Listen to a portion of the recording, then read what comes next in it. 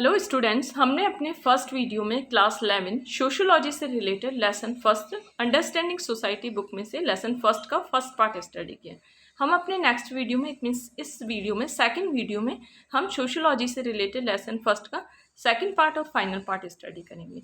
हम अभी स्टडी कर रहे थे अपने फर्स्ट वीडियो में कि सोशियोलॉजी में जो सोशल प्रोसेस होता है उसका हम टू बेस पे स्टडी करते हैं। सबसे फर्स्टली हमने पढ़ा था कॉन्फ्लिक्ट पर्सपेक्टिव, और कॉन्फ्लिक्ट पर्सपेक्टिव में हमने टू वेज पे स्टडी की थी कि हिस्टोरिकल वे में कॉन्फ्लिक्ट पर्सपेक्टिव था या नहीं था और मॉडर्न टाइम में कॉन्फ्लिक्ट पर्सपेक्टिव कैसा था। तो अब हम स्टडी करेंगे फंक्शनलिस्ट पर्सपेक्टिव। फंक्शनलिस्ट पर्सपेक्टिव में हमारा स्टडी करेंगे कि system requirement, it means society का जो सिस्टम है वो रिक्वायर करता है।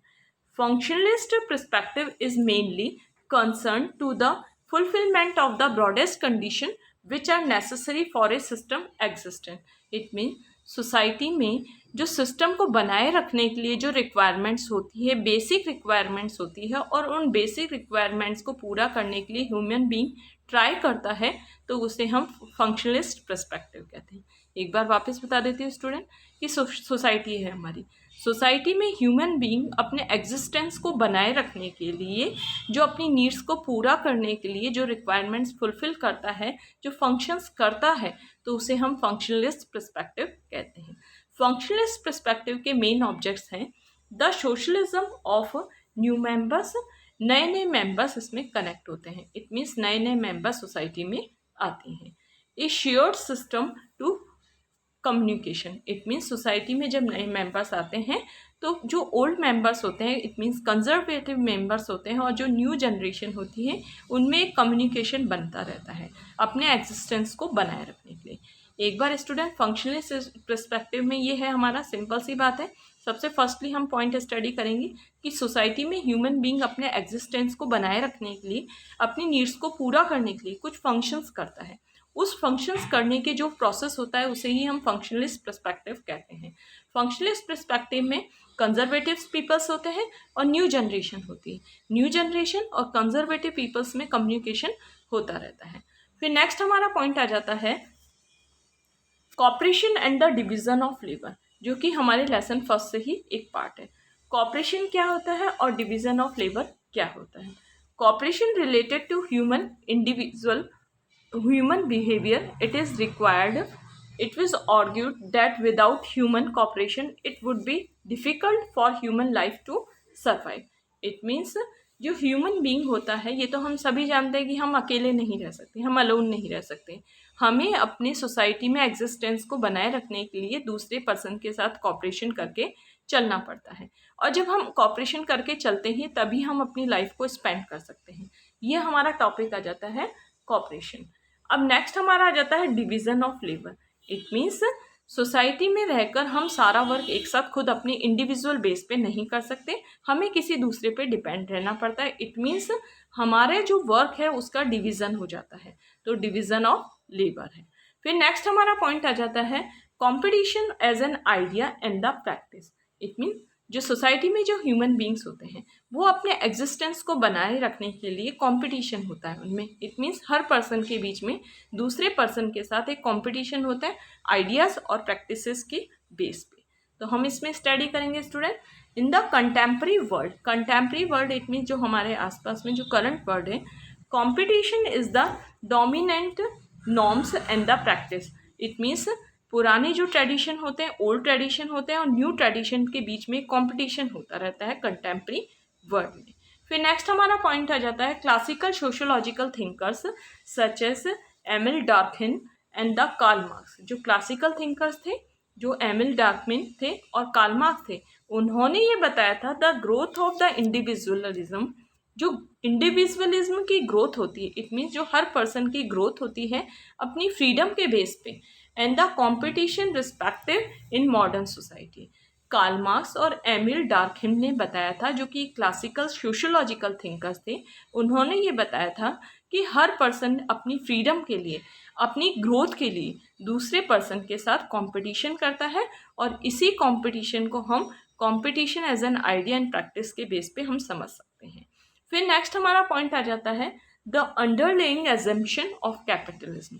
अजम्पशन इट मीन्स हमारी जो टेंडेंसी है उस बेस पे हमारी कैपिटलिज्म की टेंडेंसी क्या है प्रेजेंटली सोसाइटी में।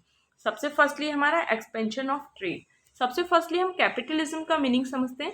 कैपिटलिज्म का मीनिंग है इंडिविजुअल पर्सन जब कोई बिजनेस स्टार्ट करता है, ऑक्यूपेशन स्टार्ट करता है विदाउट गवर्नमेंट के इंटरफेरेंस के, तो उसे हम कैपिटलिज्म कहते हैं।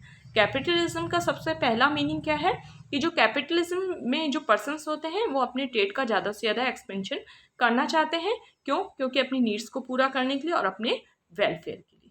फिर नेक्स्ट पॉइंट आ जाता है डिवीजन ऑफ लेबर। जब हम इंडिविजुअली कोई बिजनेस स्टार्ट करते हैं तो हम अलग अलग पार्ट्स में डिवाइड कर देते हैं लेबर का। इट मीन्स जैसे मान लो कि लैंड है, लैंड से रिलेटेड जैसे मशीन है, मशीन से रिलेटेड जो वर्क करना है वो किसी एक पर्सन का काम है, ठीक है। कैपिटल का डिवीज़न हम अलग कर देते हैं, प्रोडक्शन का डिवीज़न अलग कर देते हैं, और जो भी अलग अलग डिवीज़न होते हैं हम लेबर के बेस पे करते हैं, उनके वर्क के बेस पे करते हैं, तो उसे हम डिवीज़न ऑफ लेबर कहते हैं।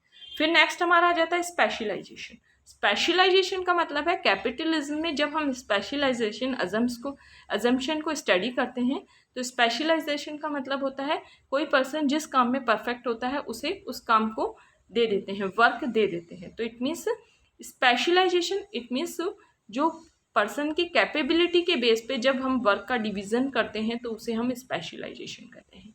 फिर नेक्स्ट हमारा पॉइंट आ जाता है द आइडियोलॉजी ऑफ कॉम्पिटिशन।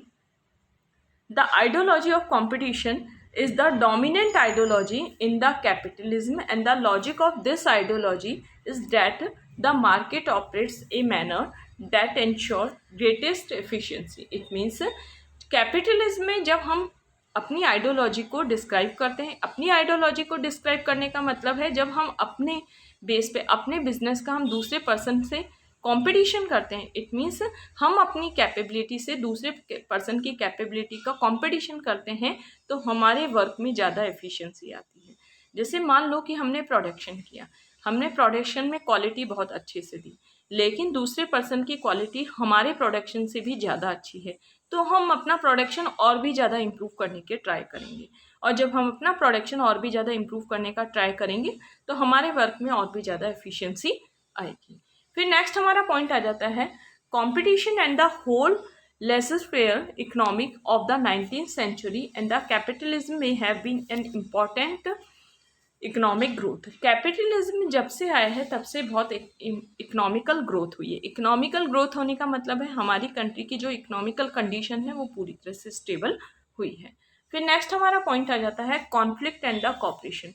अभी हमने स्टडी किया था स्टूडेंट्स की कॉपरेशन करना चाहिए, हम अपने ऊपर हम सारा वर्क अपने आप नहीं कर सकते, हमें दूसरे पे डिपेंड रहना पड़ता है, और जब हमें दूसरे पे डिपेंड रहना पड़ता है तो इट मीन्स हमें दूसरे के साथ दूसरे पर्सन के साथ कॉपरेट करके चलना चाहिए।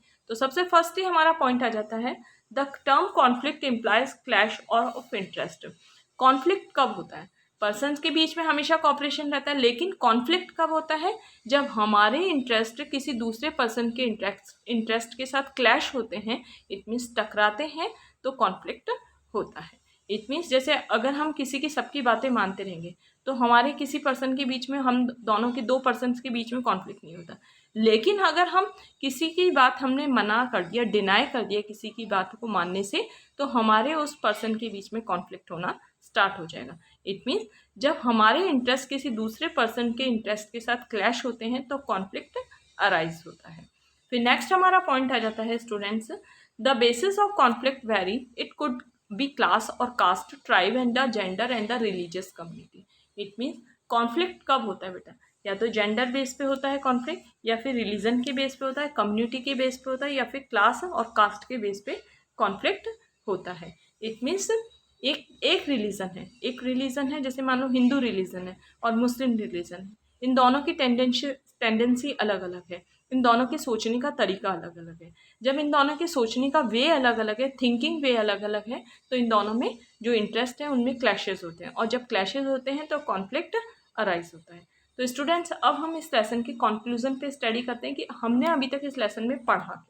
सबसे फर्स्टली हमने इस लेसन में पढ़ा था the relationship between structure, social structure के बारे में स्टडी की थी, सोशल स्ट्रक्चर के अलग अलग फेजेस के बारे में स्टडी की थी, और हमने सोशल प्रोसेस के बारे में स्टडी की थी कि किस तरीके से सोसाइटी में रह के पर्सन एक दूसरे पर्सन के साथ कॉपरेट होकर चलता है, और किस तरीके से उसमें कॉन्फ्लिक्ट्स होते हैं और किस बेसिस पे उसमें कॉन्फ्लिक्ट्स होते हैं। तो स्टूडेंट्स, हमने अपनी सोशियोलॉजी क्लास 11th की सेकेंड क्लास में हमने लेसन फर्स्ट स्टडी किया है, जो हमारे अंडरस्टैंडिंग सोसाइटी बुक में से लिया गया, अंडरस्टैंडिंग सोशियोलॉजी बुक में से लिया गया है। लेसन फर्स्ट का सेकेंड पार्ट और फाइनल पार्ट।